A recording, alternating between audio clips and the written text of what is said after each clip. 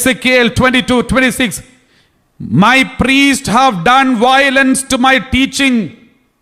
My priests have done violence to my teaching and have profaned my holy things. They have made no distinction between the holy and the common, neither have they taught the people the difference between the unclean and the clean. They have disregarded my Sabbath, so that I am profaned among them. My name is profaned among them.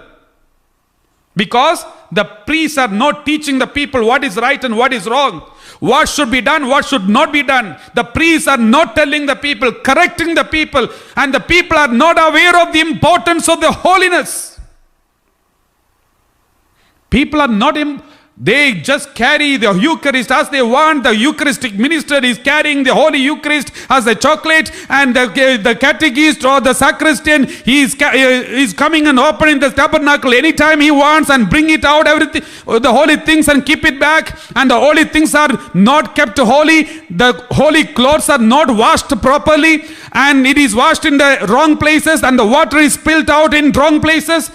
Because the priests are not teaching the people what is right and wrong. Therefore, I am profaned among the priests. My name is made defiled among the priests. This is the meaning of this word of God, my dear brothers and sisters. That is why we read like this in the word of God. Even Moses was not permitted to enter into the promised land. He is the leader. He was the priest. He was a priest. And he was the leader, more powerful than high priest Aaron. It was Moses who ordained Aaron with the priesthood of Levite priesthood. But Moses was not allowed to enter into the promised land because of one reason. What was the reason why he was not permitted to enter into the promised land? We read like this, Deuteronomy chapter 32 verse 51. Deuteronomy chapter 32 verse 51, we read like this. Because both of you broke faith with me among the Israelites at the waters of Meribah Kadesh in the wilderness of Zin, by failing to maintain my holiness among the Israelites. Moses, you did not maintain my holiness among the people. Therefore, you are punished. Israelites were not, but the leader, the priest. It is the duty of the priest to maintain. It is the head of the family, his duty to maintain the holiness of God's presence in your home. In many families, they have no altar. The Bible is thrown somewhere else along with the other books. The picture of Jesus is there down on the floor. Or the rosaries are hanging here and there. There is no proper altar. When they pray, they don't light the candle, or there is no bulb, but there is no decorated holy place in the home. The Lord says, you are the head of the family. You have a responsibility to maintain the holiness, my holiness, among your family members. It is your duty to maintain my holiness in your family, my dear brothers and sisters. That is why we read like this, Malachi chapter 1 verse 6 onwards. Malachi chapter 1 verse 6 onwards. We read like this. It's a very important word of God. A son honors his father, and servants their master. If then I am a father, where is the honor due me? If I am a master, where is the respect due me? Says the Lord of hosts, O priest, who despise my name. You say, how have we despised your name? Your name is despised. How did we despise the name? Verse 7. We read, by offering polluted food on my altar, dirty things on my altar. Polluted food on my altar. And you say, how have we polluted it? By thinking that the Lord's table may be despised. Thinking it's okay. The holy things, it's okay. It's not a big thing. The holy mass, it's okay. Holy rosary, it's okay. Confession, it's okay. We are taking the holy things lightly. All the other things very serious. A small 5 minutes interview, you are taking so much of it seriously. Your dress code is very good. The way the preparation is for hours. But for an Holy Eucharist, we don't take it seriously. Everything is light. The Holy Confession is light. Suddenly you see a priest sitting in the confessional. You just want to go and confess the sins which you come across. Suddenly on the spot and then confess. No preparation, no repentance, no resolution that you will not repeat this sin. We are taking every sacrament lightly. For the marriage, we have all the preparations. We have hours and hours of meeting, how to proceed, how many items should be there for the dinner banquet, how many people should be invited, and which are the auditorium, and how many decorations. But in between, remember, it is a sacrament.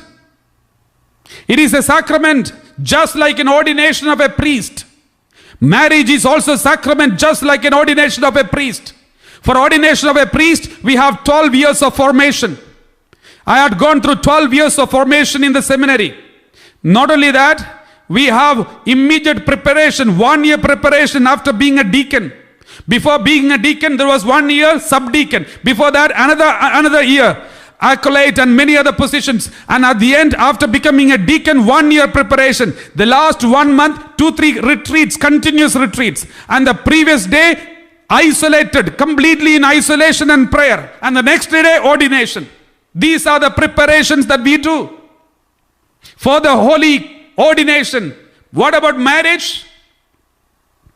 We don't take it seriously. We take it everything lightly. The Lord says, by offering polluted food on my altar, and you say, how are we polluted it? By thinking that the Lord's table may be despised. You are polluting it. You are defiling my name, my dear brothers and sisters. Therefore, He taught us how to pray, because this is one thing that the disciples requested Him. They have seen Jesus performing miracles. They have seen Jesus raising 3 people from death. They have seen Jesus casting out devil. They have seen Jesus multiplying 5 loaves of bread for 5,000 people.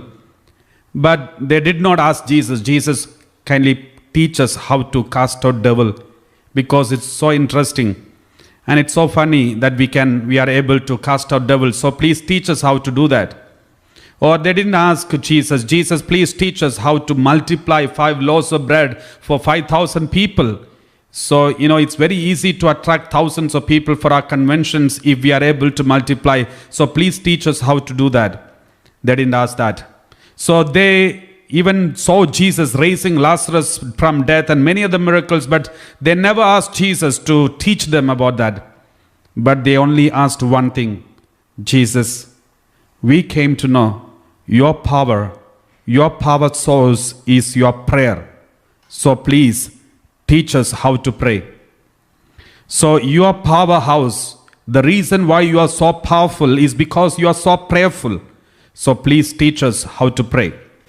And then Jesus taught this prayer, Our Father in heaven, hallowed be thy name, which you all know. But my dear brothers and sisters, do you know the meaning of this prayer? Do you really and truly know the meaning of this prayer?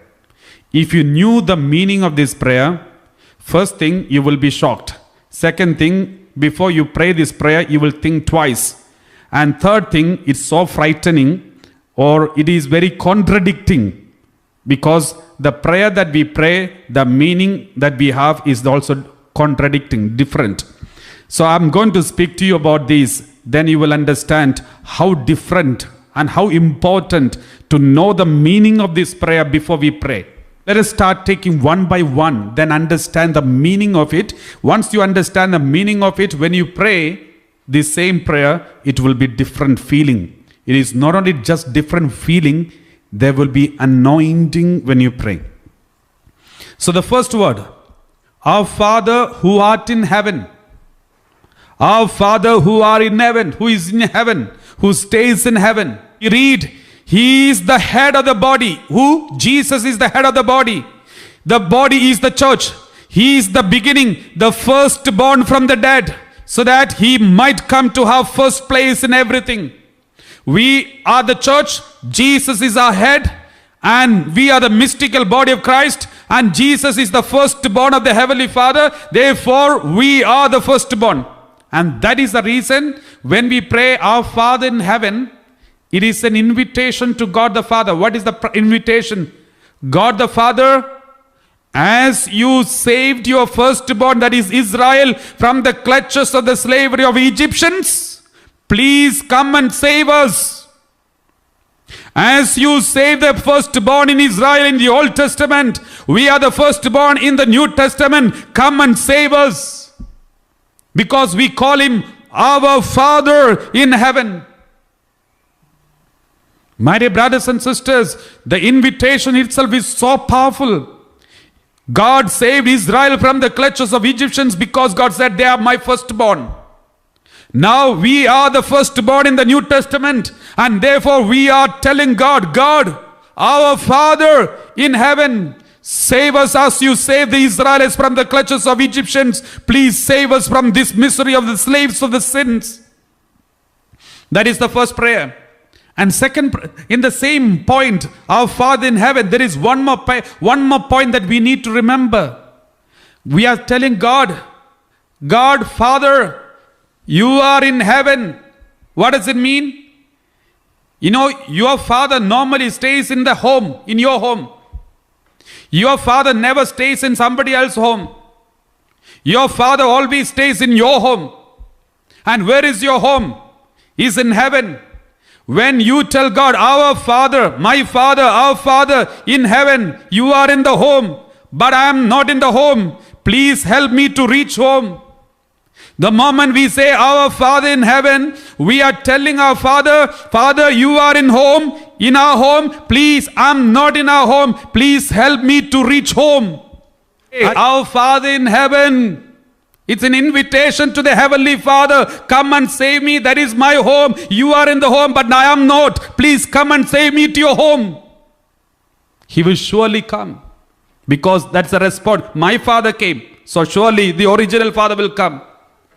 My dear Father, my dear brothers and sisters, this is the meaning of the prayer, our Father in heaven. It's a very powerful prayer, my dear brothers and sisters. The moment we say our Father in heaven, we are telling the whole world, we do not belong to this world. This is not our home. Because your Father lives in your home. Even today, from my birth till now, my Father lives in my home. And I'm sure your Father also lives in your home. If that's the case, where is your home? If I believe my Father in heaven is in heaven, that is my home. The Catechism of the Catholic Church says heaven is your hometown, your home. That is your final destination. That is why we are not supposed to be attached to this world. That is why if somebody dies in your family, just make sure that they die in a peaceful way, in a holy way. The rest, don't worry. Because they are supposed to go back home. Why are you holding them back? That is why Jesus said, when after the death Jesus appeared, when Mary Magdalene was holding the feet of Jesus, Jesus said, woman, why are you holding on to me? Am I not supposed to go back to home? Why are you holding back? There are many people who are listening to me, who are still crying for the dead people who are dead and gone from your family. Why are you holding them back? Leave them, let them go back home. Soon we will also go. Let us just be patient and just leave them, release them. Now, the second point that we need to remember, the first one, our Father in heaven, may your name be held holy. May your name be held holy. That means, holy be your name, hallowed be thy name. My dear brothers and sisters, what is the meaning of it? Why do we need to say your name is holy? We will make your name holy. We don't need to make God's name holy. It's already holy. God's name is already holy. Hallowed be thy name means what? The first impression that we get is, holy be your name. Let me tell you one thing. Whether we tell it or not, God's name is already holy. Then what is the meaning of this word? The meaning of this word is this. Holy be your name, hallowed be your name means like this. The first sentence I said, our Father in heaven. That means I'm saying, Father, I am your son. When I say, tell my God the Father, I am your son, that means his name is on me. His name is on me. That is my identity. Therefore, it is my responsibility to keep the name of God holy. For example, my father's name is George. My official name in the passport is, along with my name, there is George. My father's name is also added. So that is my identity. If I do anything, any wrong or any evil, it will be affecting not only my name, but also it will affect the name of God, name of my father. So remember, as being a Christian, as a priest, if I commit a sin, it is not only my name is defiled. All the Christians in the whole world, everybody who knows me, they will all look down. They all will be ashamed of me. And in front of the whole world, the name of God is defiled because of me. Because of me, the name of God will be defiled. Today, many Christians, many people are looking down at Christians because of the mistakes of the Christians, because of the scandals that we Christians are doing. And therefore, it is my duty to pray, Lord, let your name be holy always in my personal life. He is holy in heaven, there is no doubt about it. But let his name be holy here on earth. I should never do anything that is against the will of God. Let us read Psalm 69 verse 6. Psalm 69 verse 6. When you read this passage, you will understand. Psalm 69 verse 6. Do not let those who hope in you be put to shame because of me, Lord. Do not let those who hope in you be put to shame because of me, O Lord our God. Do not let those who seek you be dishonored because of me. My dear brothers and sisters, I remember these days there was some scandals from the priest. Some scandals of some priest came out. Then it was spread in the Facebook and WhatsApp and other places. And when I looked at it, when I saw this, I was so feeling ashamed. And then I was just looking down at the comments of people. And one Christian was commenting like this: I'm ashamed to tell the world that I'm a Catholic. Then I remembered this word of God. Do not let those who hope in you be put to shame because of me, Lord. I think we all, as a Christian, we all need to pray every day this prayer. Do not let those who hope in you be put to shame because of me, O Lord. The other day, me and Father George, we were all listening to news and reading newspaper. And there was some very dirty things were taking place. One son was killing the mother. And the name was Joseph. His name is Joseph. He killed his mother. He is a Christian. The moment we saw he's a Christian, how could he do this? We speak about forgiveness and love. Love your enemies. And here he can't even forgive his mother. We were just looking down. My dear brothers and sisters, when you stand in front of the public and commit a sin, when you as a priest or as a leader or maybe a policeman or maybe a politician, when you take bribe, but your name is Augustine, your name is Peter, your name is Andrew, your name is James. Remember, do not let those who hope in you be put to shame because of me. This is why Mahatma Gandhi said some years ago during the colonial rule, Mahatma Gandhi, such a holy man, he said, I love Jesus, but I cannot love Christians because they do not practice what they believe. My dear brothers and sisters, we Christians need to pray this. That is why the second word of the Our Father prayer is, Hallowed be your name. Here in my life, in my personal life, let your name be glorified always. When every sin that I commit is going to bring shame on the name of God. Jesus is going to bow down in front of other religions because of me. The heaven is going to be ashamed in front of all the other so-called gods who are not existing, but still, so the whole heaven will be ashamed to look at. My dear brothers and sisters, this is very important. Do not let those who hope in you be put to shame because of me. Do not let those who seek you be dishonored because of me. Let us name be holy. I want to make your name holy in my personal life. Do not allow me to make it unholy. Holy be your name. Your kingdom come as it is in heaven. Let it be here on earth. We are asking God the Father, my Father, whatever that happens, whatever, let you be the Lord and Savior in my life here on earth. We are inviting God the Father to be here and take control of it. Let your will be done. Let your kingdom come means it's also an invitation for the second coming of Jesus. According to the teaching of the Catechism of the Catholic Church, it is an invitation for the second coming of Jesus as well. And then the most important point I would like to share with you is, give us today our daily bread. What is this? Give us this today our daily bread. What is the meaning of this?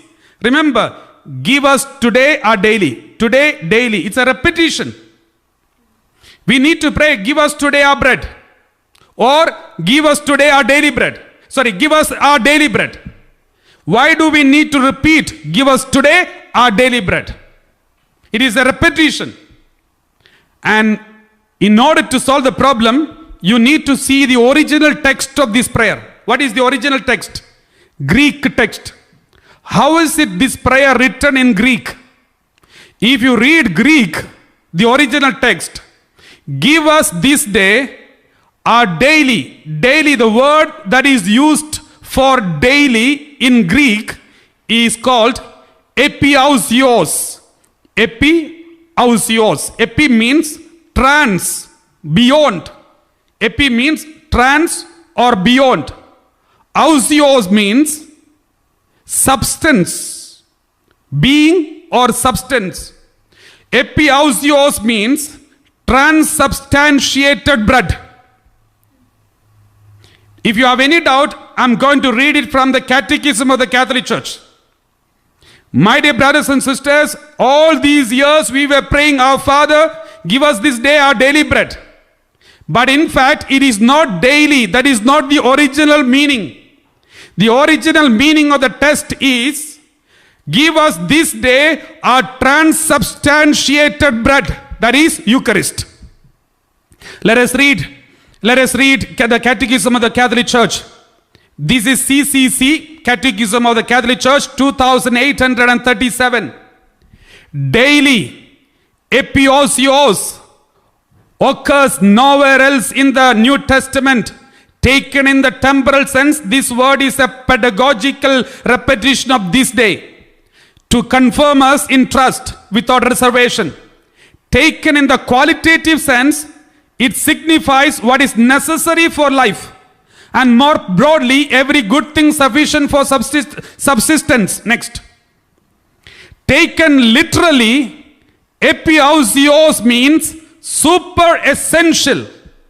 It refers directly to the bread of life, the body of Christ, the medicine of immortality, without which we have no life within us. That means, literally, if you take the word epiousios or daily, that daily is a pedagogical meaning, but the literal meaning of the word epiousios, that is the original text of the Greek, because New Testament is written in Greek, is transubstantiated bread or super essential bread.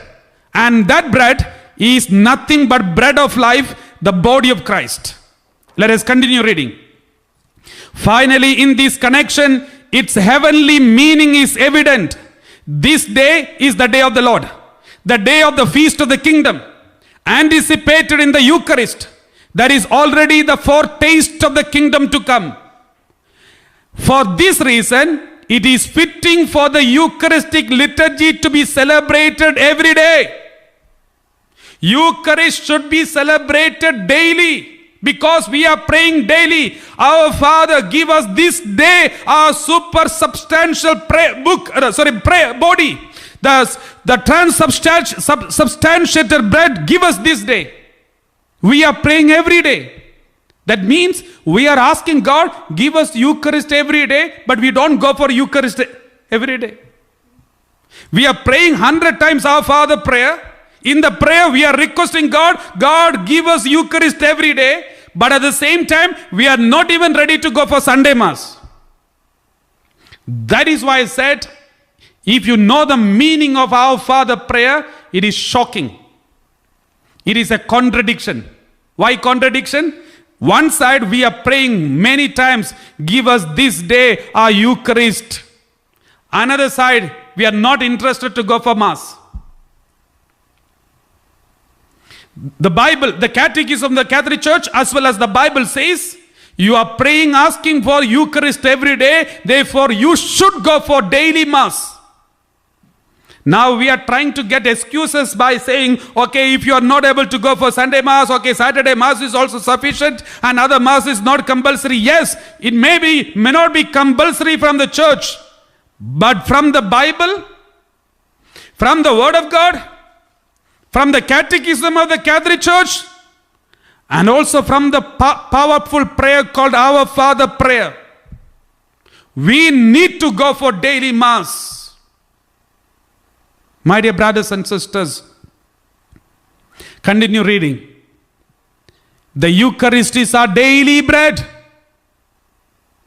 The Catechism of the Catholic Church clearly says the daily bread means Eucharist. The power belonging to this divine food makes it a body, so that gathered into his body and made members of him, we may become what we receive. If you receive Eucharist every day, one day you will become part of Jesus Christ. You will become part of Jesus Christ. That is why it is written, we may become what we receive. We may become what we receive. One day, when you enter into the heaven, that is your final destination, you will become part of God, part of Jesus. You will become Eucharist. That is why we don't need Eucharist once you go to heaven. Eucharist is until we enter into the promised land. After you enter into the promised land, you don't need the Eucharist because you become Eucharist. You become part of Jesus Christ.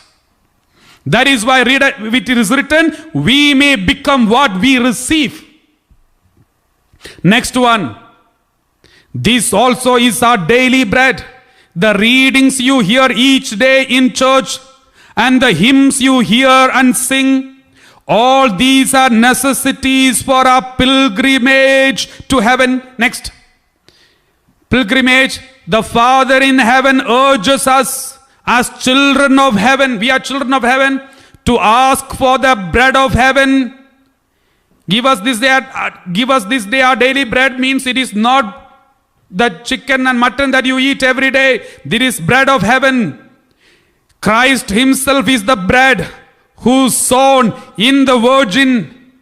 So he is born in the womb of the Virgin, raised up in the flesh, kneaded in the passion, see, baked in the oven of the tomb, baked in the tomb, 3 days he was baked in the tomb, reserved in every tabernacle of the churches, brought to the altars, furnishes the faithful each day with food from heaven.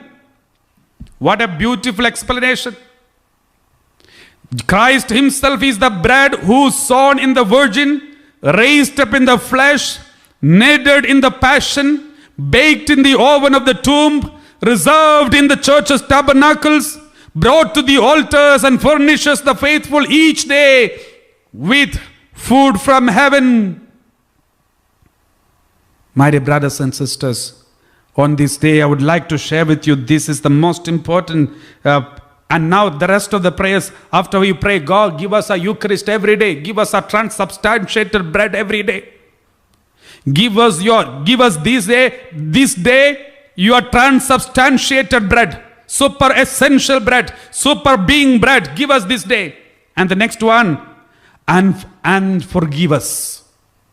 So forgiveness comes because of the Eucharist. And then forgive us, and then do not let us fall into temptation. Do not allow us to fall into temptation comes after the Eucharist. Third one, deliver us from evil. The forgiveness, overcoming temptation, deliverance from evil happens as a result of the Eucharist. Therefore, the biggest deliverance prayer is Eucharist. If you receive the Holy Eucharist, forgiveness of sin, overcoming the temptation, deliver us from evil. All these three things happens. That is why Jesus taught us this prayer. So though it's a small prayer, there are lots of meaning, Father, my dear brothers and sisters. We pray, our Father in heaven, hallowed be thy name. You are in heaven, my Father. I am your son. Just like you helped your firstborn son, that is Israel, and saved from the clutches of slavery, please come and save me. Our Father in heaven, you are in heaven, but I'm not. I want to come back home. Please come and save me. Help me to reach home. I am my Father in heaven. We are declaring that heaven is our final destination. This is only a temporary place.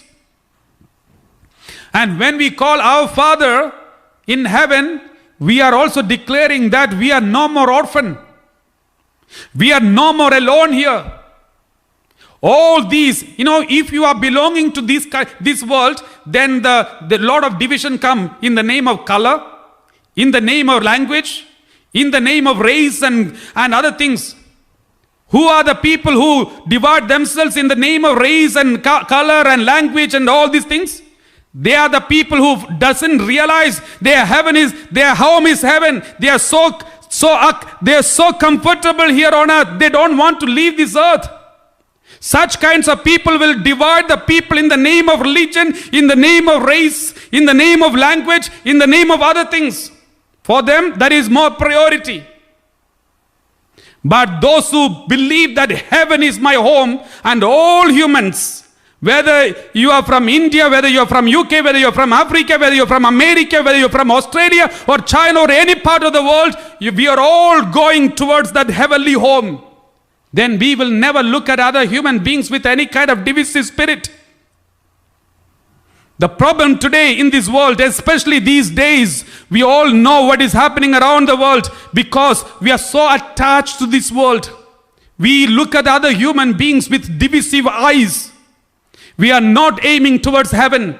That is why Jesus taught us this most important prayer. Everyone in Africa, everyone in America, everyone in China, everyone in Asia, everyone in Europe, everybody is praying like this. Our Father in heaven, one Father.